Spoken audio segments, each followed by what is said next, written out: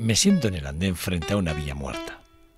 Una de esas vías por las que un día transitaron trenes ya olvidados y que ponemos como argumento para referirnos a ciertos momentos de nuestras vidas.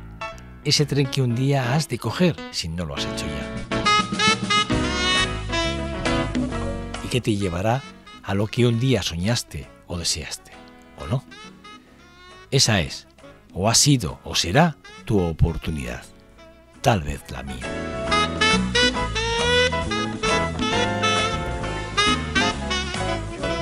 Desde sus inicios, desde que tuvo conciencia de lo que el mundo le podía ofrecer, tuvo claro que él quería ser actor, que los riesgos serían incalculables, pero él quería ser actor. El tren pasó y él se subió de un salto, pero no estaba solo, no. Allí, en aquel andén, se encontraron todas aquellas personas que él más quería y respetaba, y a los que un día, poco antes, alrededor de una mesa, le escucharon decir: voy a ser actor, y donde sobre la misma mesa, aquel día, les juró que jamás les faltarían ni estudios ni un plato de comida. Hoy conversamos con el actor Chema Blasco.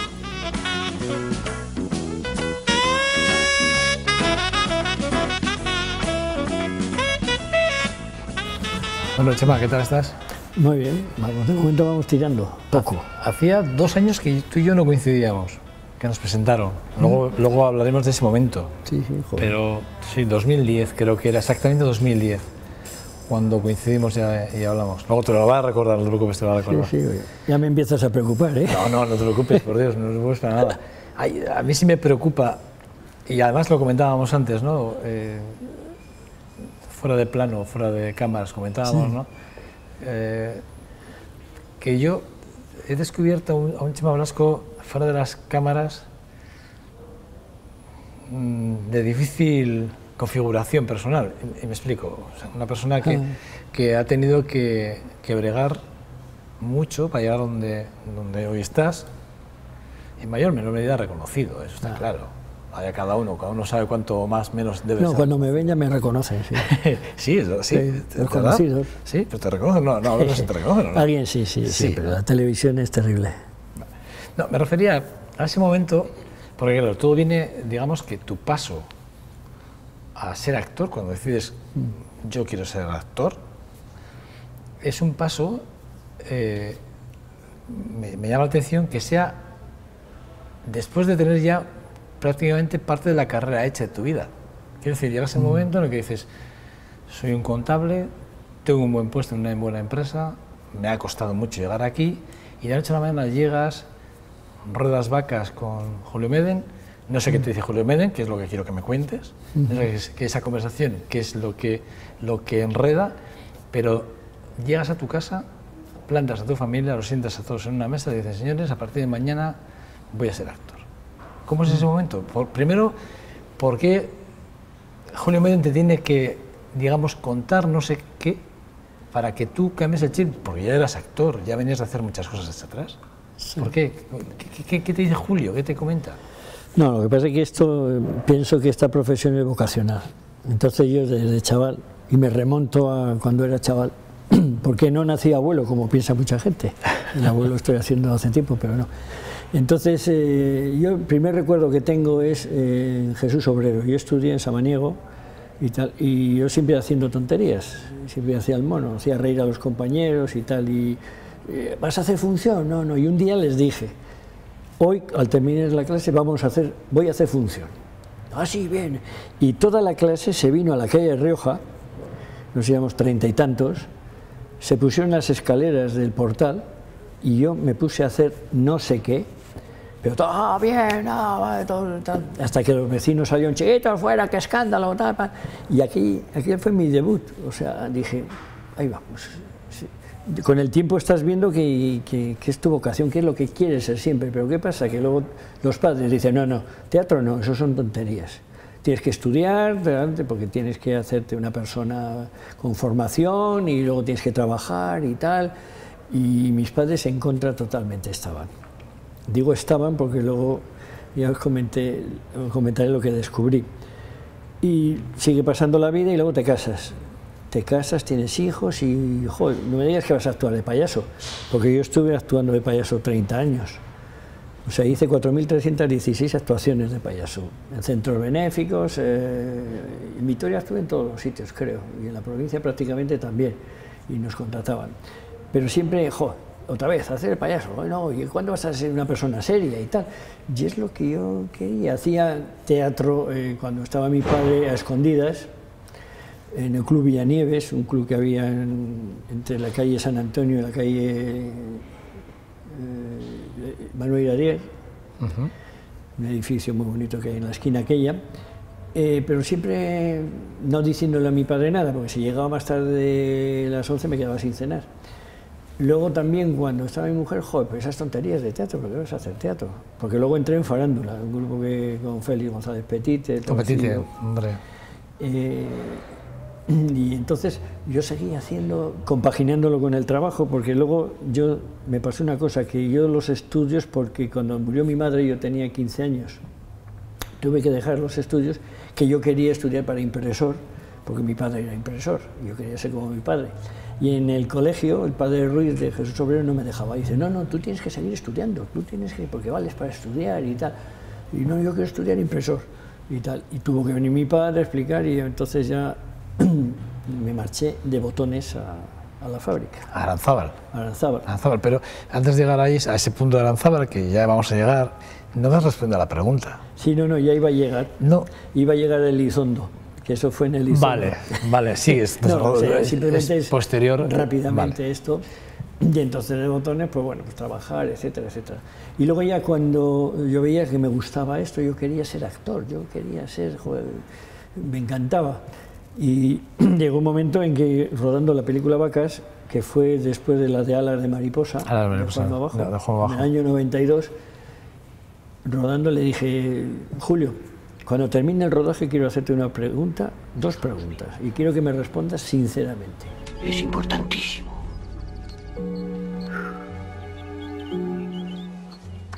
Uy, esto es importantísimo. Cuando terminó en la cafetería del Hotel Baztán, en Elizondo, dice, a ver, ¿qué me querías preguntar? Mira, ya no tengo ninguna relación contigo porque he terminado el rodaje, entonces quiero que seas absolutamente sincero. Primero, ¿qué tal ha salido el personaje? Porque para mí era un mundo, porque hacer papeles pequeños era una cosa y hacer un papel ya de varias épocas, además, también era complicado. ¿Y qué tal ha salido? Me dio un abrazo y al oído me dice, de puñetera madre. Bien, sí. Bueno, pero a ver, y la segunda pregunta. Digo, pues mira, con sinceridad, ¿tú crees que valgo para actor? ¿Y por qué me preguntas eso? Porque si crees que valgo para actor, mañana voy a la empresa, pido la cuenta y me dedico a esto. Y me dijo, no lo dudes. Exactamente, no lo dudes. Y entonces terminó el rodaje, me fui a casa, hice un consejo familiar, la madre con los hijos, y digo, oye, mira, que he pensado una cosa, que es que me gustaría ser actor, y dedicarme a ser actor, pero yo os prometo una cosa, que en esta casa no va a faltar el dinero nunca, el sueldo como si trabajara en la fábrica, no sé cómo lo sacaré, pero aquí habrá, lo que sea.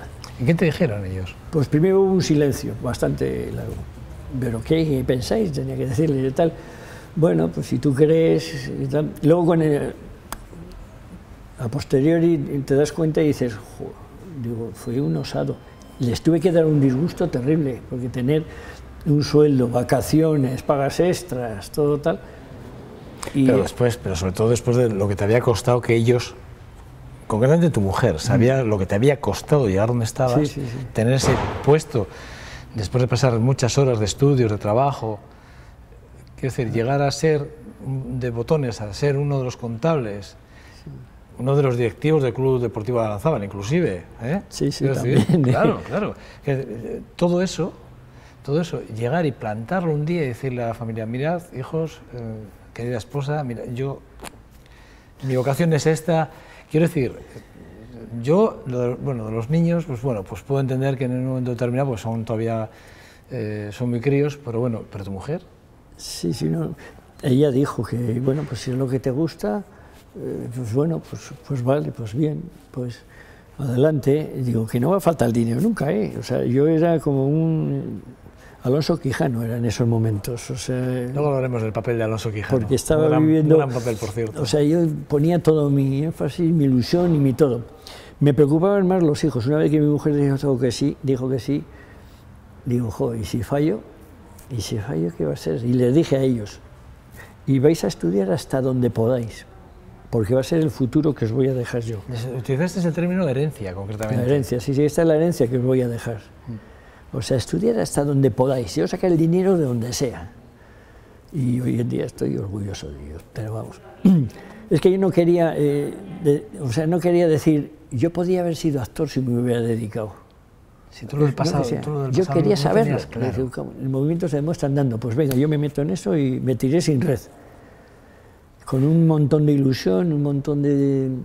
En cierto modo estaba cubierto, porque dices, si no, pues ya encontraré trabajo. Sí, bueno, no era una época claro, no era en la tan que... complicada. Quiero decir que sí que había, era una época en la que sí que había muchos trabajos, pero claro, con todo lo que te había costado a ti, después de, además, de venir de sufrir la pérdida de tu madre, de tener que dejar los estudios, tenerte que involucrar, digamos, en el aporte económico de toda la familia para, claro, más tu propia vida personal, que la estabas... digamos, haciendo o construyendo con tu mujer para llegar a ese punto, ¿no? Llegas todo esto, claro, es que es lo que plantas encima de la mesa, y a partir de ahí, ¿qué? Es decir, al día siguiente, ¿qué es lo que sucedió? Porque sí que es verdad que luego ya te vas a Madrid, una temporada. Empiezas a ver los problemas, ¿no? Antes de marcharme a Madrid empiezas a ver los problemas, porque me enteré que Enrique Urbizu iba a hacer una película, y entonces yo había hecho todo por la pasta, me parece, con él. Sí. Y entonces leí en la prensa que iba a hacer, entonces me cogí mi currículum con toda la ilusión y me fui a Madrid. Y ahí fue cuando te dijo que no, por cierto. Y me dijo que no, en Iberoamericana, en la calle Velázquez. En la calle Velázquez, me acuerdo exactamente el sitio. Y fui, mira, que creo que vas a hacer una película y a ver si puedes. Dice, no. Dice, bueno, no, aunque sea un papel pequeño, no me importa. Dice, ¿cómo no te importa? No, o sea, yo lo que quiero es trabajar en esto, o sea, de secundario, lo que sea, y tal. Ah, pues mira, a ver, trae el guión. Y lo vas a hacer de jefe de Información Nacional y otro periodista, 2 periodistas. Era Cómo ser infeliz y disfrutarlo, con Carmen Maura, Guayomi, Tito Valverde, tal. Y luego, ¿por qué me dices eso, que no tenías papel? Es que hay actores que cuando hacen un protagonista, como has hecho tú en Vacas, ya no quieren hacer papeles más pequeños. Digo, pues vaya tontería. Yo quiero trabajar en esto, a mí me da lo mismo. Joder, pues no. Y entonces me di cuenta que digo, cuando hay películas me tengo que mover yo. Y decir, no me importa si lo que sea. Preguntar, siempre se puede preguntar. Sí, y entonces pues, surgiendo pues, otras cosas pequeñas, tal, pues, y así pues fui cumpliendo la historia, el currículum, ya cada vez ponía cosas, ya te va ilusionando, vas trabajando, dices, ah, pues qué bien. Luego teatro también hacía, tenía las actuaciones de payaso hasta el año 94 que lo dejé. Ahora vamos a hablar, porque yo ahí quería llegar, antes de llegar a ese punto, que me parece que es el punto, además, es el punto de inflexión en el que realmente tú te puedes reconocer como actor, ¿eh? En el momento cuando empiezas a trabajar como payaso, ¿no? Pero es cuando te empiezas a enfrentar realmente a ese público malvado que son los niños de alguna forma, ¿no? Y además, sí. Por cierto, luego vamos a ver algunas fotos, van a ir saliendo algunas fotos que a mí cuando os he visto, pues la verdad es que me han evocado momentos de mi propia infancia muy interesantes. ¿Cómo viste tú la infancia? ¿Cómo fue tu infancia? ¿Cómo la recuerdas? Pues como unos momentos felices. Yo era feliz. O sea, en casa la posición económica de mi padre era impresor, todavía no estaba... Trabajaba en la imprenta de la Diputación, que estaba en Las Nieves, allá estaba, y era, pues no sé, un oficial, no sé, tercera, segunda, yo qué sé, no lo sé. Entonces, económicamente no había mucho. Yo recuerdo, por ejemplo, en Navidades, mi madre en la chapa que teníamos en la calle Rioja, sentado yo en las baldosas y asando castañas. Las cocinas económicas, aquellas famosas. Aquellas cocinas económicas, sí, sí. Se llenaban de cartón y ese por abajo, es el recuerdo. Y no teníamos, éramos 3 hermanos y yo era feliz. No sé si era inocente, posiblemente era muy inocente. Era muy travieso, eso sí que sé, porque mis padres me castigaban en la calle Rioja. Cuando hacía alguna trastada, me cerraban y se marchaban ellos al cine. Pero tan trasto eras. Muy trasto, sí, muy trasto. ¿Con tus hermanos? ¿Cómo Pero sí, es que en el colegio también, en Jesús Obrero también. Es que si me metía con los profesores, había un don Esteban que era un bendito, que le faltaba medio dedo, no sé qué, y yo le decía, don, te quité que medio dedo se ha cortado, y todos estaban, ja, ja, ja, y entra el profesor por detrás, y ven aquí, tal, pon. O sea, nos ganaba todas, pero las pasaban bombas y siempre hacían. Y cuando me encerraban en casa, se iban al teatro principal, que tenían abono en Anfiteatro Primero. Yo me quedaba en casa. Y yo me subía, ponía una. Se van tus padres con tus otros 2 hermanos y te dejaban. Sí, no, yo era el mayor. O sea, yo tendría 5 o 6 años. O sea, nos llevamos. Sí, porque sois 2 chicos y una chica, ¿no? Sí, de 5 en 5 vamos. O sea, sí, porque ahora también sois 5, sí, correcto. Sí. Y entonces ponía una mesa tal y me salía por una ventana que había en el tejado y salía al tejado. Yo me andaba por todos los tejados de esto y me sentaba. Eso es algo que no concibo ahora. En el tejado, en el final, colgando las piernas a la calle y del canalón, cogiendo cosas para tirar a la gente que había por abajo, de un 4º piso. O sea, ahora cada vez que lo pienso, digo, pues, tenemos el ángel de la guarda, porque las tejas se podían escapar. Sí. Pero yo siempre haciendo, cuando se enteraban de un disgusto, vamos, y bueno, yo siempre hacía una, luego otra. ¿Y con tus hermanos la relación qué tal era? Bien, o sea, yo tenía el grupo de amigos, vecinos, que jugábamos en la calle, entre trastada y trastada. Yo estudiaba en la Escuela de la Florida, que tiene unos árboles que daban moras. Sí, correcto. Sí. Y yo me colaba allá. Una vez me metí entre las rejas para entrar, porque dice que donde entra la cabeza entra todo el cuerpo. Y cuando metí la cabeza ya no pude ni para atrás ni para adelante. Y armé un cisco, toda la gente intentando sacarme de la calle Manuel Diero, etc. Pero sí que hacía trastadas continuamente. Enfrente de donde vivíamos había un hotel en la calle Florida, esquina casi con la calle Rioja, que yo nací ahí. Había algo de café y había una vidriera preciosa con una malla. Y los compañeros, Julito, Toñín y tal, y esto digo, no, eso es para que no se rompa, porque yo iba de listillo, se conoce, eso no, es que con eso no se rompe. Verás, cogí una piedra, tiré, se rompió la luna, desaparecimos, al día siguiente iban preguntando a los niños a casa también, a ver quién había tirado una piedra, y yo no he sido, nadie fue. Las torres de Jesús Obrero, yo me subía con los andamios hasta arriba, hasta Los Ángeles. Sí. Había ángeles, ahora no hay ángeles, ¿he visto? No, los han quitado, sí. ¿Han salido volando? No sé. No, se quitaron hace tiempo ya. Sí, pues eso, entonces subía para ver Vitoria de noche, y bueno, cuando un jesuita me veía, venga, bájate, y yo, si no, no bajaba. Y al día siguiente nos formaban a todo el colegio que salga quien estaba en el tejado, digo, arriba en Los Ángeles. Y he sido yo, pero yo no salgo. No se pasado antes. Oye, es verdad que recuperando cosas, rebuscando, te encuentras con ese momento del portal de la calle Rioja donde vivías.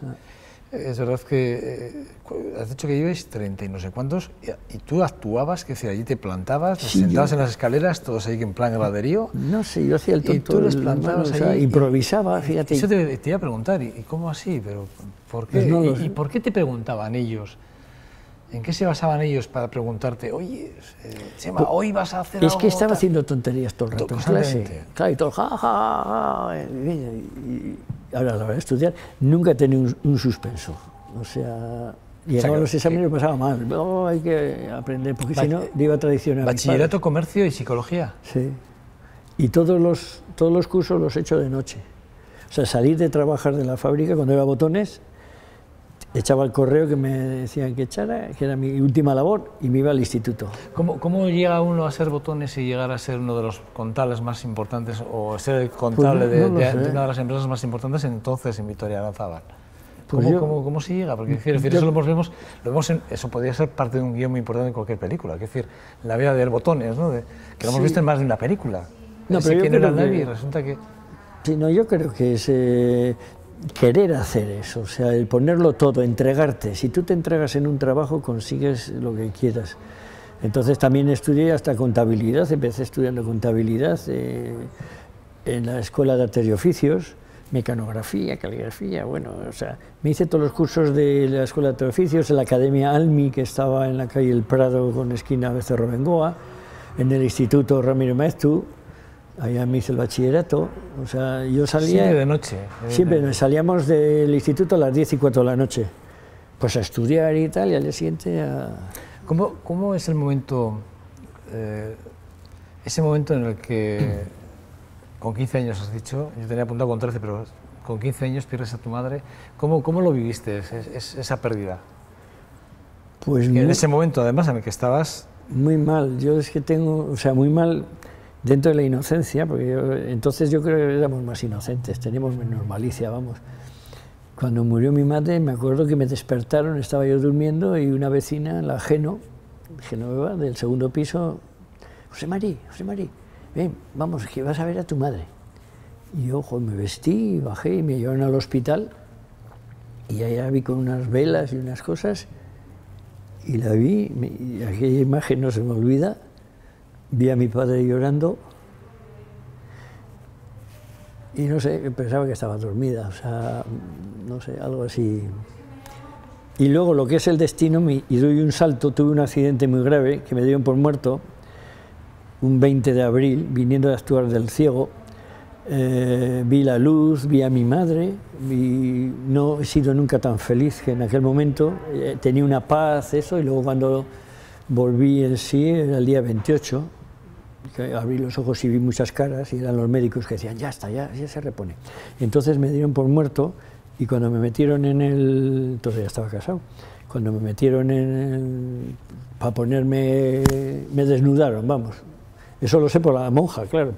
En la pierna dio un salto el músculo y dijo, ahí va, vive. Y entonces fue corriendo a los médicos y me recuperaron. ¿Se te habían desahuciado? ¿No? Estuve 8 días. ¿Cómo se te desahuciado? Sí, me dieron por muerto. Estaba en el depósito, joder, no salía la palabra. En el depósito y tal. Que avisaron a mi mujer y ella me contaba que cuando vi toda tu ropa con sangre colgada allá, y me estaba poniendo el sudario o eso, o sea, me han salido las palabras. Sí. Pero no he sido nunca tan feliz en aquel momento. No sé si duró aquello los 8 días. Sí que recuerdas ese momento de la luz, ver a tu madre... Y luego me llevaron al hospital, a la UBI, etc. Bueno, me llevaron al hospital desde el principio, se conoce. Estuve en la UBI y luego me llevaron a una habitación en el hospital. Y cuando ya me repuse, bueno, estaba ya cascadillo, pero bueno, con gomas por aquí y por allá, vino mi padre y dije, papá, ¿sabes en qué cama estoy? Y era en la que murió mi madre. Es tu palabra. Esto es auténtico, ¿eh? Lo que hace el destino, lo que hacen las casualidades. ¿Crees en el destino? ¿Crees en la numerología? ¿Crees en ese tipo de cosas? ¿Crees en ellas? Digo, después de pasar por esa experiencia de alguna forma. No, es que aquello fue muy particular. Mi padre dijo que sí, o sea, él se dio cuenta.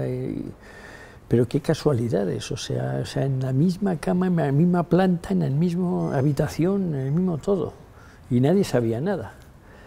O sea, y yo lo reconocí, me dio el palpito, o sea, tenía tan grabado lo de mi madre, yo de rodillas en la habitación verla, me podía haber sido otra, pero es que no, yo estaba convencido, como que quería ser actor, por lo mismo estaba convencido que esa era la habitación. Y bueno, cosas que pasan. Es la vida. La vida es así, sí. Es la vida, ¿no? Tiene cosas para arriba, para abajo, luego cuando dicen, oye, qué famoso eres, qué haces, tal, pero se quedan muchas cosas en el camino también, ¿eh? Sí, yo creo que todas las puntadas, ¿verdad?, tienen un final. Yo comparo que esta profesión, bueno, este trabajo es como ir por una alambrada, que tú vas avanzando por la alambrada y te vas dejando trozos en el camino. Porque, por ejemplo, pues me divorcié. Te iba a preguntar, fíjate, te iba a preguntar. La vida va y viene. Y me llevo muy bien con mis mujeres. Es que te preguntaría si te acordabas del primer beso, de ese primer momento, de esa primera chica con la que te besas. No sé. Pues mira, es que yo la conocí por es que no sé. Igual no era tu mujer. Perdona. No, yo besé a una chica que era de San Sebastián, que vivía en la calle Aguirre Miramón, que yo a mis padres no les decía nada, me cogía el tren, me iba a San Sebastián, pasaba a las 8 el tren, y luego volvía en otro tren para cenar en casa. ¿De qué edad estamos hablando? Yo era un crío, tendría 16, 17, 18 igual tenía, pues no, 18 no menos tenía. Pero conocí a una chica, Paulina Fernández Amatriain. ¿Te acuerdas del nombre y los apellidos? Sí. Su tía además trabajaba en tabacalera y a mí me daba un paquete de tabaco cada vez que iba a verla. Y yo no fumaba y él me hice fumador. La pregunta es obligada. ¿Todavía tenéis contactos? ¿Habéis visto hace poco? No, ella murió y ya rompimos un día porque recuerdo el día que murió mi madre, yo era un chaval, que pidió permiso en el trabajo para estar conmigo. Y eso me costaba mucho romper con ella porque ese recuerdo de agradecimiento es que dices, joder, pero bueno, luego la vida es así y decidió en dejarla porque tenía un familiar en la calle Dato. Y una noche, pues cuando nos despedimos, le di un beso, pero un beso normalito. Y al día siguiente uno que trabajaba... Normalito. Si uno que trabaja conmigo le dice, ¿cuándo te casas con Paulina? Digo, pues... explica lo del normalito. Sí. Normalito. Era un beso pues como un abrazo, no de película. Yo entonces no sabía nada de cine ni esas cosas, era un crío. Y entonces uno que trabajaba en la fábrica me dijo, ¿cuándo te casas con Paulina? Digo, ¿por qué? Que te he visto darle un beso porque ella estaba en su casa. Digo, un beso, no, pues ya me dirás cuando te casas. Y empecé a darle vueltas, digo, pues yo cómo me voy a casar con ella, joder, si soy un chaval, si mis padres no saben nada y tal, igual. Y eso fue ya para ir alejando. Eso fue peor que el miedo escénico, probablemente. Sí. Fue una cosa de meterte en una cosa y dices, joder, si yo no busco esto, yo no había pensado eso. Por Dios, que soy muy joven. Sí, ella tuvo dos detalles, uno ese y otro que una vez fuimos a dar un paseo por el Paseo Nuevo de San Sebastián y había baile y fuimos a bailar, y yo no sabía bailar. Y estábamos bailando y yo tenía justo el dinero para volver en tren a Vitoria, pero había que pagar la entrada, y pagué la entrada, que era el aire libre, pero había que pagar. Y le dije, pues no sé cómo voy a volver, voy a hacer autostop y tal. Y estábamos bailando y tal, y hubo un momento que yo noté algo, ¿quién andará? Nada. Y cuando fui a la estación para parar, me di cuenta que me había dejado, no sé si eran 10 pesetas o algo así. Te había dejado dinero. Había dejado ella. Son de esos bonitos recuerdos que por eso dices del beso, ¿no? Si era una cosa inocente, o sea, no sé.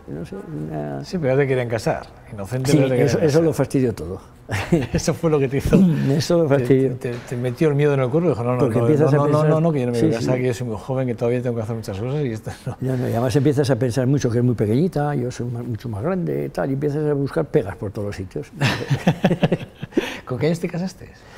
Con 21, por ahí andaba, sí. 20, 21. ¿Y el primer hijo nació con...? ¿A poco de casarte, cuándo tuviste el primer hijo? Pues tuvimos uno que se murió, que nació el 4 de agosto a las 6 de la tarde, y yo quería ponerle Celedón. Y la suegra, que cisco me armó, ¿cómo vas a poner Celedón? ¿Tú estás loco? Y tal, igual que sí, que va a ser famoso en Vitoria. Joder, cuando sea mayor, este es Celedón, y es de verdad y tal. Y bueno, al final, pero se murió. En la clínica Álava se murió y le pusieron, creo que José Mari, y ni lo vimos. Que muchas veces he comentado con mi mujer el tema de los niños, eso, es decir, a ver si el niño está por ahí. No, le das tonterías y tal, y eso ya no lo moví. ¿No lo visteis? ¿No lo enseñaron? No, que había muerto y había desaparecido. Tal, y pues vale. Pero es que yo me casé con mi mujer porque mi madre era de Lezama, un pueblo de Álava. Y yo dije, yo tengo que buscar una mujer que sea del pueblo de mi madre, que sea como mi madre. Es una... Supongo que es algo romántico, ¿no? Un poco infantil, romántico y tal. Y encontré una, llamé a mi tía, no le llamé, fui al pueblo, porque entonces el teléfono, no teníamos teléfono. Y dice, no tiene novio, hay una soltera pero tiene novio, entonces no quiero. Y luego un día me dijo, oye, que ya se enfada con su novio, ¿por qué no le escribes? Y empecé a escribirla. Y yo recuerdo que la conocí en persona un mes de junio. Y en septiembre nos casamos. O sea, ¿visto lo visto? Sí, es ella y nos casamos. O sea, 4 meses. Entonces eso me ha demostrado, luego con el tiempo te das cuenta y dices, sí, es que no nos conocíamos. Entonces, mi mujer, por ejemplo, pues no le gustaba nada del teatro, del cine y tal, no, eso se aburría. Le gustaba bailar y yo como no sabía bailar, pues me llamaba el representante del fideo, porque yo era muy delgado. Sí, y entonces te das cuenta y dices, joder, hay que conocerse antes de casarse. Y la culpa, entre comillas, la tuvo un cura, don Juan Cruz Ugazúa, del Club Villanieves, porque le dije que yo iba a dejar el club porque en casa me castigaban y tal. Dicen, tú sabes lo que tienes que hacer para que no tengas problemas, casarte. aquí en el club hay muchas chicas y tal, y digo, a mí no me gusta ninguna. Yo no me he Pero fijado. ahí no te dio miedo, fíjate, ahí no te echaste para atrás, así como la primera vez cuando te dijeron aquel primer beso, qué tal. A esta ya aquí a estas no le hiciste, ¿no? Digo, No, que lo de la pasa es primera a la que segunda vez que te planteaban el matrimonio como que... sí, pero es que era de mi Era mujer, el pueblo es que era tu de madre. Lezama, claro, y entonces Vale. Eso es lo que te daba el aval. igual tenía a mi madre idealizada y entonces yo quería lo mismo, y es una buena persona, vamos, pero no sé, no nos conocíamos, o sea, y ahí es donde cojeas y tienes un hijo, 2, 3, 4 y de joder que no os conocéis. Sí, pero entonces había el problema de que mi profesión es muy rara. O sea, que tienes que marcharte a Madrid, Sí, que tienes que marchar muchos aquí. días fuera, sí, Claro, sí. y entonces pues... Por la época poco comprensible, de otra forma, ¿no? No se entendía muy bien, ¿no? Esto del mundo del bohemio, del actor, No, tenía muy mala... no estaba bien visto. No, tenía muy mala prensa, sí. Y luego además encima, para colmo, cuando salía alguno en la prensa era porque había ligado con no sé quién, no sabía tal, separado. Es que no sé los músicos, Sí. los actores, Claro. tenéis esa fama de mujeriegos. qué. Uy, ¿no? actor actor. Un veleta, Sí. ¿no? Pero bueno, luego con el tiempo se ha demostrado, ella también lo ha reconocido, que no había motivos, pero bueno. Oye, hay preguntas como estas que a veces a mí me gusta hacer porque yo creo que dicen mucho de la persona, es decir, porque hay que hacer un pequeño ejercicio de reflexión. Pero si tú hicieras este momento, si recordaras, ¿con qué persona quiero decir, que no la conozcas, una persona que tú no conozcas, que en un momento determinado te gustaría hablar con ella o con él, y que te gustaría contarle no sé qué? Una persona, tú imagínate, oye, pues mira, yo no conocía a Francis Bogart, pero me encantaría haber conocido, haber hablado con él o haberle preguntado no sé qué. Pues no lo sé, sí, o sea, eso sí es una pregunta de... Sí, porque todo el mundo hemos tenido idealizados algún personaje, un actor, un héroe. Es que yo he tenido a todos idealizados, los actores a todos, por eso quería yo ser como ellos. Concreto, uno que tú digas, mira, a mí este me ha marcado y con este me hubiese gustado haberle conocido, haberle preguntado, haber compartido una escena. Hombre, uno que admiraba yo mucho era Fernando Gómez. Fernando. Y era el actor que no era de estos guapos, pelirrojo y tal, pero ojo, trabajaba y lo hacía también. Y tuve ocasión de hacer una película con él, creo que fue la última o penúltima, Cuando vuelvas a mi lado, me parece que es, o Para que no me olvides, me parece. Para que no me olvides, puede ser. De Patricia Ferreira, es la directora. Puede ser. Y tuve que estar con él y tenemos una pelea. Yo estaba preocupado por esa pelea, porque yo le agarro a Fernando Gómez de esto y nos peleamos y me dice, vayas a la mierda o lo que sea. Y yo digo, joder, el enfado ese que... Y era una persona bellísima, o sea que una cosa es como a él se le veía, sí. Es como él. Y otra cosa que reconozco yo, que le pedían autógrafos esto, lo otro, tal, y iba con Emma Cohen en silla de ruedas y solo se podía levantar, que al final tuvimos que hacer la secuencia agarrándole yo de los codos, él agarrándose a mi chaqueta, y yo movía los codos para que él, y yo hacía tal, porque si no, no aguantaba 10 segundos levantado. Y claro, decían que iba aquí tai chi, estuvimos haciendo tai chi y luego hubo que quitar la secuencia prácticamente porque no podía. No. Tenía un doble de espaldas y si sale de espaldas todas. Y claro, yo veía que esa secuencia, que era mi momento en la película. ¿Conseguiste hablar con él? Yo le dije a la directora, mía, te voy a hacer una proposición, ¿por qué no le cojo yo y así le sujeto y él se agarra a mi chaqueta y puede dar como que nos peleamos? Pues vamos a intentarlos. Y le dijimos... bien, sí, bien. O sea, majísimo. Tenía las chuletitas del texto aquí, yo con lo listo que he sido ya antes, no tengo memoria, decía y tal, y majísimo. Y entonces lo hicimos y salió muy bien, muy creíble. Y cuando estás sentado le dije también, ahora un vasito de vino, don Fernando. Sí, ahora se le encendieron los ojos. ¿Sí? Y por eso dices, coño, mira, no es el logro que decían que era. Oye, cuando sales por ahí a rodar y dices, soy de Vitoria, dicen, Vitoria, ciudad maravillosa, estupenda, o no conozco esa ciudad, ¿dónde está? ¿Te sí. pasa muy a menudo? ¿Y cómo te hablan de la ciudad, de tu ciudad, de donde tú vives? Sí, bueno, ha habido dos épocas. Una época era cuando iba al principio y decía, ¿de dónde eres tú? De Vitoria. Ah, o sea que tú eres vasco. Sí, ya. Joder, decía eso, digo, pues vaya, pues cualquiera, cuando había problemas. Simago ahora es distinto. Ahora tú eres de Vitoria, eres vasco. Sí, joder, qué buena gente sois, cago en qué tíos. Ha cambiado mucho eso. Sí, porque se nos nota el acento. Cuando vas por ahí, ¿de qué te enorgulleces, por ejemplo, de tu ciudad? Cuando les dices, oye, es que soy de Vitoria. Qué bien. Y, por ejemplo, yo, la procesión de los faroles, tú no sabes qué museo de faroles tenemos en Vitoria. No lo dices, por ejemplo, esto, que es una de las más importantes del mundo. Sí. ¿Les cuentas cosas de Yo estas? presumo, claro que presumo. Hombre, que sí, presumo de la procesión de los faroles de Vitoria. Además, tú eres portador sí, de uno de ellos. era una de las ilusiones que tenía. Un día en un programa de radio, pues dije que una de mis ilusiones sería llevar un farol, porque todas las familias llevaban faroles y tal. Zape, por ejemplo, que es familia mía, de mi padre. Ah, no sabía, mira. Sí, era mi padre y Zape, y Joaquín Jiménez, que es el hermano de Zape, eran primos. Y a mí me gustaría llevar un farol, y entonces por la radio se enteraron y me dijeron, tienes un farol si quieres. Pues son 267 faroles los que hay en el museo, y son más de 100 años los que se llevan portando y haciendo esta procesión, que es una de las... Lo que pasa es que también es verdad que igual no nos hemos vendido lo suficiente. ¿Tú crees que vendemos Vitoria bien? No, somos muy cortados en eso. Hay otros que... Jo, si fuéramos bilbaínos, bueno. El Alavés sería de la Copa Europa y todo también.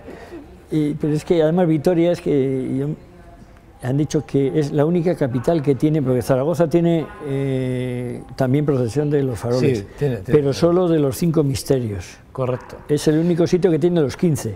Y ahora van a hacer los otros 5 del Papa, los misterios blancos que los llaman. Blancos, vale. O sea que vamos, que tenemos por qué alardear y no lo hacemos. No, sí lo hacemos. Y la gente que viene te dice, a mí me ha sorprendido que hay gente de Madrid que te dice cosas de Vitoria que no las has visto. Yo me acuerdo una vez que me dijo, hay una casa preciosa que tiene 2 mujeres así que sujetan la casa. ¿Y dónde está eso? Pues cerca de donde está el Endacari y tal. Y fui, claro, y la casa de las Jaquecas, que le llaman las Jaquecas, y no la había visto yo. Es que pasa una cosa, que cuando vamos por nuestra ciudad vamos mirando así, y cuando viene uno de fuera va mirando así. Bueno, y ve todo mucho mejor. Pero eso es normal, pero para eso estamos los que vivimos aquí, para luego contar, o que nos cuenten a veces también, y poder destruir, que nos cuenten también está bien. Sí, Oye, es una pregunta, ¿eres muy maniático? ¿Maniático? Sí, ¿eres muy maniático o no? No creo. Vamos. ¿No tienes una manía así, confesable, de estas que digas, bueno, pues todos los días pongo las zapatillas mirando al norte? No, no, que yo sepa no, vamos, igual tengo algo secreto por ahí que ni me he enterado. No, yo te preguntaba, no lo sabía, era por saber algo más. Y a lo mejor salgo de aquí y estoy diciendo... Dice, joder, mira, y no ha dicho... Hombre, yo creo que no todos manías. tenemos lo que pasa es que sí que es verdad que a veces no nos damos cuenta, hacemos siempre lo mismo, somos maniáticos. Soy maniático de oír la radio, eso sí. ¿En oír la radio? Sí, yo duermo con la radio. ¿Pero duermes con el pinganillo? ¿Tienes una radio abierta? No, una pequeñita y ahí me pongo la radio y con eso me duermo y despierto con la radio. ¿Ah, sí? ¿Qué escuchas? ¿Qué sueles escuchar? Que hablen. Música, o sea, no te importa lo que digan, música, que hablen lo que quieran. Y si me molesta lo que hablan, que no, eso bajo un poquito el tono y yo... O sea, empiezas de somnífero. Sí. Para dormir. Bueno, ha habido noches de ir a un hotel y se me ha olvidado la radio y poner la televisión sin luz, que hablen. Sí, esa es una manera, mira. Claro, eso te voy a decir yo. Coño, yo sin saberlo. Sin saberlo. ¿Cómo te estudias los guiones y cómo los dramatizas? ¿Cómo haces? ¿Te sientas, te los estudias, los lees, subrayas mucho, te levantas, vas, paseas de un lado a otro de la casa? ¿Cuál es la técnica de Chema para dramatizar y para estudiar el guión? Primero es el estudio tomando referencias de las primeras palabras de la frase. Ese es el primer paso. Luego haciendo oraciones con los párrafos. Que algún día te madre o algo así. Entonces te viene eso. Y luego ya cuando ya lo tengo, ya está bastante, entonces paseando. Andando, ¿Te levantas? Sí. Yo sabes por qué te lo he dicho. Porque yo estudiaba paseando. Sí. Yo creo que el 80% de los estudiantes Lo que hacíamos era, para memorizar un texto, era coger el texto, pasillo arriba, pasillo abajo, pim, pam, y pim, pam, pim. Sí. Pues se entiende que se reflexiona más. Y luego también entender bien lo que pone. O sea, porque muchas veces leemos y no entendemos, y leemos tan rápido que a veces sí. Entonces entender lo que quiere decir, y entonces esas ideas también se van agolpando. Por eso te decía lo de estudiar el guión y dramatizarlo, porque ya no solo es estudiárselo, sino también dramatizarlo, ¿no? Porque dramatizarlo ya es una otra cuestión, es decir, es darle el tiempo, la forma, el contenido, o sea, la expresión.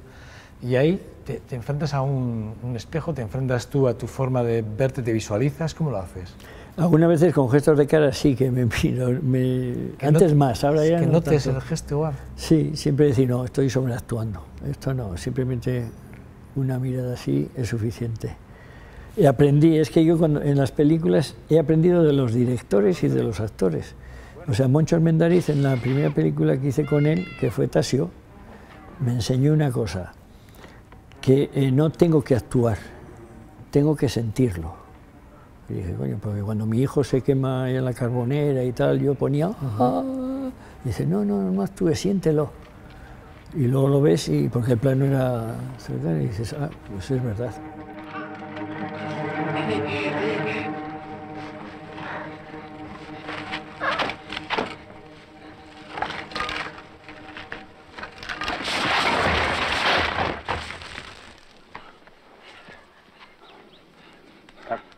Hijo, habrá que llevarlo al hospital. Voy a avisar a don Anselmo.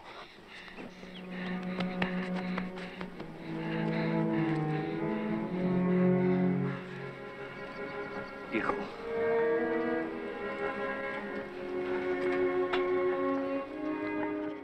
Otro director me enseñó que cuanto más cerca estés de la cámara, menos gestos. O sea, no, porque se multiplica el tamaño. Cuanto más lejos tienes que moverte más, porque si no pareces una estatua. Pero cuanto más cerca esté no necesitas. ¿Y esto cuando tienes el guión lo tienes en cuenta en función de la descripción del plano que se va a tomar? No, hombre, ahora... Por ejemplo, en el teatro, por poner un ejemplo, Sí. tú en el teatro no tienes cámaras. Ahí tienes las primeras butacas que pueden ser los espectadores que más cerca están. ¿Ese tempo lo tienes controlado? Es decir, si puedo sobreactuar o no, en función en el de teatro, mi cercanía. Claro, es que en el teatro si esa tienes... tercera pared que tengo que romper... Es que en el teatro los gestos tienen que ser mucho más ampulosos, mucho más, porque te tienen que ver de la fila 16 o de la 20 y te tienen que oír, o de los anfiteatros, entonces hay que moverse más. Aunque hay obras textuales que, bueno, que se mueven menos, pero hay que actuar mucho más. En el cine depende cómo tengas la cámara. Oye, Chema, ¿por qué te dio por escribir guiones de teatro? Porque has escrito La Quiniela, Un piso compartido, Los tres mandamientos, El vagón, Hipócrates. ¿Por qué te dio por escribir? Eso no suele pasar, ahora estoy escribiendo otra. En los tiempos muertos que tengo, entre comillas, lo de muertos, joder, en los tiempos que no hago nada, no quiero tener que estar preocupado y decir, joder, no me llaman, no esto, lo otro. No, eso es aparte. Yo hago otra cosa, y entonces es escribir. Es escribir y escribir una obra de teatro. Además, yo tengo un problema, que empiezo la obra de teatro a escribirla y no sé meter esto y luego pongo aquí y luego lo otro, tal, con el ordenador, cortar y pegar. No, tiene que ser desde el principio hasta el final. Primera toma que se dice en música, ¿no? Te pones a tocar y hasta que acaba la pieza. La última, que estoy escribiendo en la anterior, los personajes me decían, es que tenían que trabajar, era muy curioso, tenían que trabajar 2 chicas y 2 chicos. Una era Maribel Salas y otra es una actriz de Vaya Semanita, de la TV y tal, porque estaban haciendo café teatro y me dicen un día, dijo, Chema, ¿tú conoces alguna obra de teatro? Es que no queremos hacer café teatro para actuar y tal. Y un tal Héctor Garay, que ahora está en Madrid haciendo doblaje, dijo, oye, que le escriba a Chema, que escribe teatro. Ah, ¿tú escribes? Digo, no, que yo no, esto no. Y tú trabajas también. Entonces tenían que trabajar 2 chicas, un chico joven y un viejo. Y digo, bueno, pues a ver si me sale algo. Y empecé a escribir, y no salía el chico joven ni de coña. Y tal. Y decía, oye, Marta, ¿en qué lío te has metido? Y ahora cuando aparece el mozo y tal, igual. Y hay un momento que los personajes me dijeron, ahora es el momento. Y, sí, vale, buena idea, tal. Que mira, me he chalado, ¿no? Hablando con los personajes, es que es absurdo. Y al final salió el viejo también. Y quedó una obra preciosa. O sea, empieza una comedia disparatada, que la gente se ríe y termina un drama, porque a mí me gusta, eso lo copio de los hermanos Tonetti. Los hermanos Tonetti... Tonetti... vamos a hablar de ellos, por cierto, luego quiero hablar de ellos. Eran mis Solo un ídolos. segundo, ¿eh? Sí, sí, no, y además actuaban de payasos y luego decían una poesía o hablaban del riesgo de los toreros ante la muerte y tal y cual, y joder, terminaba así... ¡ay! Entonces yo de payaso hacía lo mismo, terminaba con una poesía, cambiaba la voz y tal, y la gente va... Y en el teatro me gusta lo mismo, o sea, que la gente... Porque claro, si la gente va a ver una obra de teatro dice, ah, ya sé, ahora se va a liar este con esta y esa... Va, sí. Y si pasa eso no les hace gracia, y si dice, coño, ¿y ahora qué? Ahí está la tensión. Y entonces en esta, pues al final termina en un drama terrible. Oye, es curioso porque esto del teatro siempre hay que asociarlo al dinero, porque hacer algo por amor al arte, hoy en día, por ejemplo, la cultura es una de esas partes en las que parece que tiene que ser siempre gratuito todo y no debería de ser, estamos equivocados, ¿no? Sí, sí, esa parte de la cultura es recortable siempre. Sí. Pero es curioso porque nos encontramos con otra cosa, es decir, y es los datos que hemos leído o hemos conocido hace poquito con el tema del sector cinematográfico en España, ¿no? Dicen que 38.700 ha generado 38.700 empleos, pero fíjate, dicen que hay 19 empleos que se hubiesen podido crear más si no hubiese sido por culpa de la piratería, que Hacienda ha dejado de facturar 449 millones de euros, perdón, simplemente por el tema de la piratería. Claro, nos conduce al punto este de, yo vengo por el tema, a este camino quiero ir por el tema de, yo hago una obra, la quiero poner encima del escenario y a veces, bueno, pues salgo incluso perdiendo dinero, ¿no? Pero que es que por detrás de todo esto hay cifras que hacen que esto nos haga adelante, proyectos, guiones, muchos, que la empresa privada o el sector cinematográfico se vea afectado si no es por las ayudas que directamente reciben de los gobiernos, autonómicos, forales, lo que fuera, ¿no? o del Estado. Pero es curioso, ¿no? Porque son 3.338 millones menos que se han dejado de facturar. Sí. La crisis, Chema, a vosotros, tú la has vivido de cerca, ¿no? ¿Cómo la estás viendo? ¿Te está pasando factura? ¿Te están diciendo no podemos hacer cosas? Tú, por ejemplo, tus obras igual las escribes pero no las puedes realizar. Hombre, sí, la crisis pasa. La crisis sí, pasa la piratería, ¿eh? Sí, pero luego también es que ves poca colaboración, porque han subido el IVA al 21%.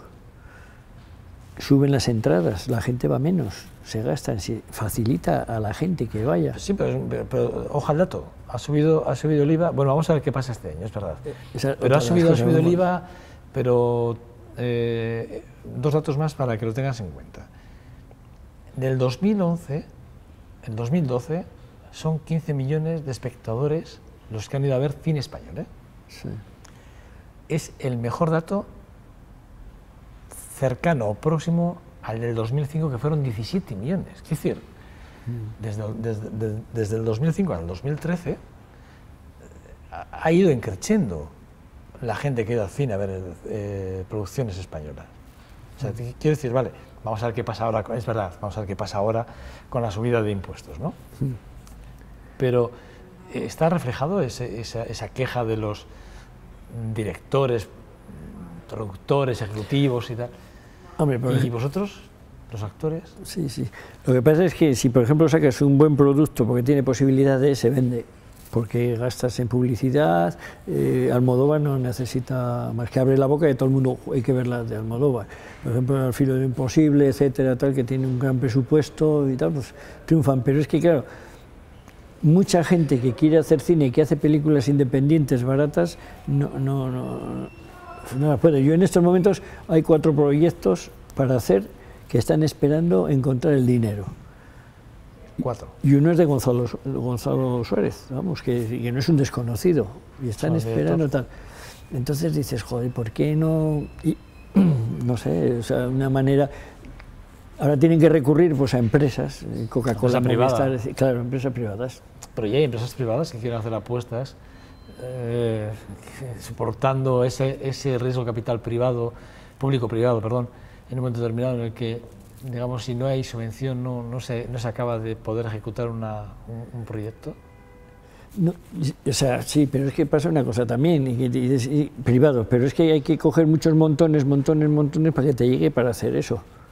Entonces dices, que yo soy partidario que te den subvención y luego la devuelvas, con los beneficios. Yo en teatro me negaba, cuando estaba matado, tal, yo representaba obras de teatro y no quería subvención.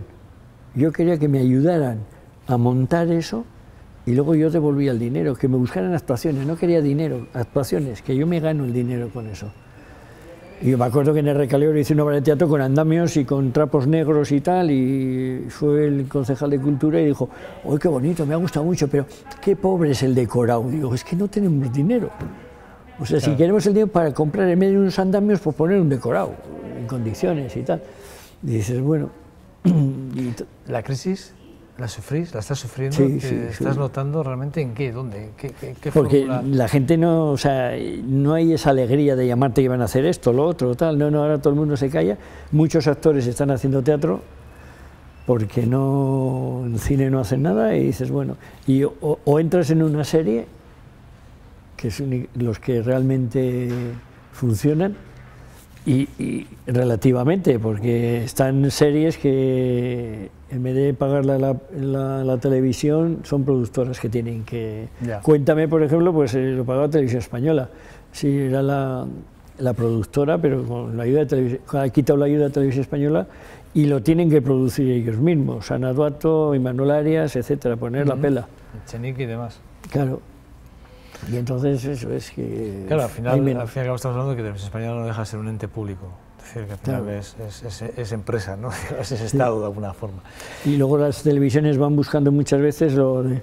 Ahora están dando lo de eso de saltar en trampolín, que dices, joder, pues fíjate, pues debe ser un chollo.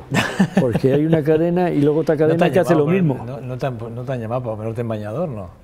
No, porque, joder, iba a robar las audiencias, pero vamos. Oye, es que... Te decía al principio que tú y yo nos conocimos hace 2 años. No sé si te recordarás cuando, Jugando con la muerte, se grabó en Vitoria con Pablo Urquijo, un director que me encanta. Sí. Porque es además un hombre que tiene una proyección tremenda, que creo que llegará a ser un gran director, sin lugar a dudas. Es un chaval joven, con una idea y una visión de rodar, como hacía yo mucho que no veía en cuanto a claridad de objetivos. Y te conocí ahí haciendo el abuelo, una vez más. Sí, es raro, pero vamos, una de las casualidades. Lo producía Cristian Gálvez. Cristian Gálvez, sí. Pero tú vienes gran a hacer... persona, Sí. Yo lo conozco personalmente, yo puedo decir que es un gran tipo. Sí, eso se le ve, vamos. Sí. Digo, fíjate, eres el actor a nivel nacional que más cortos has grabado. Sí, esa es la pregunta que... ¿Recuerdas? No, pero ¿recuerdas el número exacto de, más o menos, o próximo, de cortos que has Los filmado? tengo todos en el currículum, porque la representante me suele decir, quita esas páginas de cortometrajes. Digo, no, porque cada cortometraje tiene su ilusión, sus ganas de un grupo de personas en hacer algo bien, y es la historia de mucha gente, como Fernando León cuando hizo Sirenas, el corto de Sirenas, que luego... Y he hecho 153. En este momento, 153, pues los tengo con todos, se pueden contar, y el otro día hice uno en una casa y luego en la residencia Arana sobre el Alzheimer, que ya he pasado por todas las épocas del Alzheimer, no sé si me tocará luego, porque a ver si me acuerdo para decir, esto lo hice en tal cosa difícil. Sí, desde el paso ese que dices, ¿dónde he dejado esto? Hasta cuando estás ya diciendo que no te enteras. Bueno, y este corto lo dirigió un chaval que se llama Iago Mateo. Hombre, y me sorprendió porque yo hace muchos años, el cuarto corto que hice, con la sección de cine de la Diputación, que estaba donde está el museo, en los bajos del museo, ahí estuvo Jorma Bajo también y tal, hice un corto con Iago Mateo, que era el padre. O sea, es curioso, o sea, toda una dinastía de padre, y el hijo sigue con la misma. Digo, yo hice un corto con tu padre, sí, ya me dijo y tal. ¿Tus hijos ninguno se ha tirado? No, el único fue Gaisca, el pequeño, que un día estaba estudiando y tal, y un día me dice, papá, yo quiero ser actor. Digo, joder, ¿qué? ¿En qué vas a suspender? Y tal, no, que no quiero suspender, me gustaría ser actor. Mira, tú has visto... suspicaz, Es que, no, pero tú has visto, le dije, tú has visto qué pasa, cómo es esta vida, que no es lo alegre que piensa la gente, que estás por ahí, jiji, jaja. Las aperturas que ha habido que pasar, porque yo he tenido que también representar a una academia de estudios por correspondencia, porque claro, al principio no tienes y tienes que arrancar, y yo como hice una promesa la cumplo, soy muy cabezón. Y entonces has visto, si tú quieres, yo te recomiendo que hagas una cosa, que hagas una base buena, y tú tienes una base, y si te falla eso, luego ya tienes de dónde echar mano. Y afortunadamente ahora es abogado laboralista, y va muy bien, fue un... Mire, fíjate, te voy a decir una cosa, cuando me puse a preparar la entrevista, valoré si citar o no películas, cortos, obras teatrales, series de televisión, me puse a valorarlo. Y te voy a decir por qué, porque cogí tu currículum tal y como tú me lo diste, en esa carpeta que me diste con todas las fotos, que por cierto ha sido uno de los momentos más importantes a la hora de preparar una entrevista que yo he vivido, quiero decir, porque he visto tu vida. Yo he tenido tus fotos de toda tu vida en mis manos, todas, y cómo las tienes ordenadas, por cierto.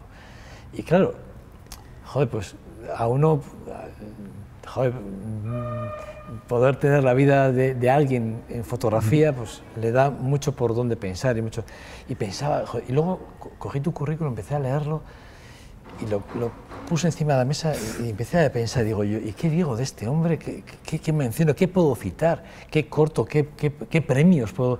Es que no puedo... Es que sería...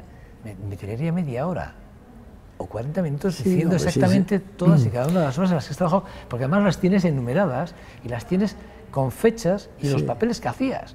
Claro, yo decía, es fantástico. Claro, te lo he dicho antes, hace un momento fuera de cámaras te lo decía, Chema, es que es fantástica tu vida, te lo he dicho, y es verdad. Y volviendo a lo que quería decirte, y es claro, con todo eso, yo decía, ¿qué digo yo? ¿Qué menciono? No puedo mencionar nada. Pues sí, eso es. Nada.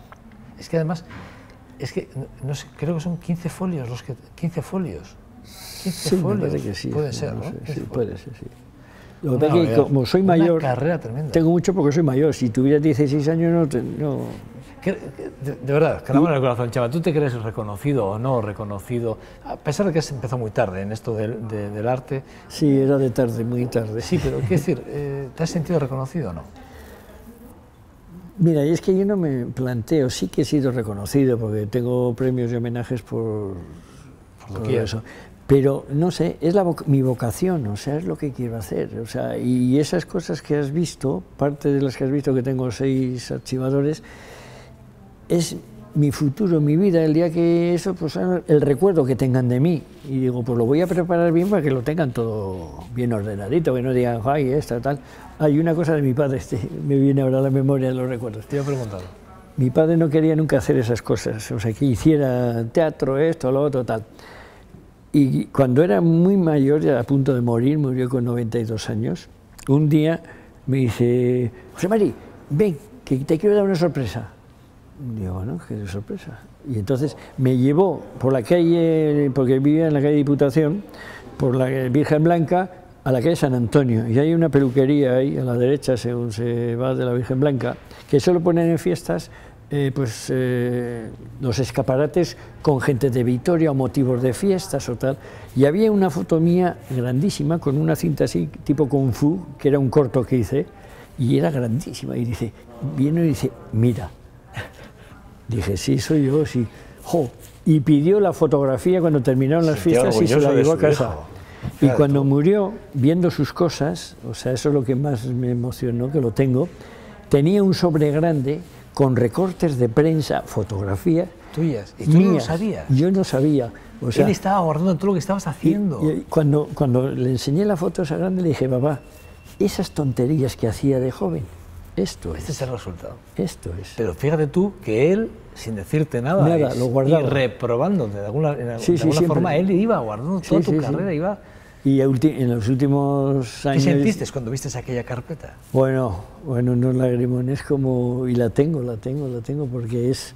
Mira, mi padre que no me decía nada, no reconocía lo que estaba haciendo, mantenía una apariencia que no, pero él estaba orgulloso de mí y eso es lo que más me gusta.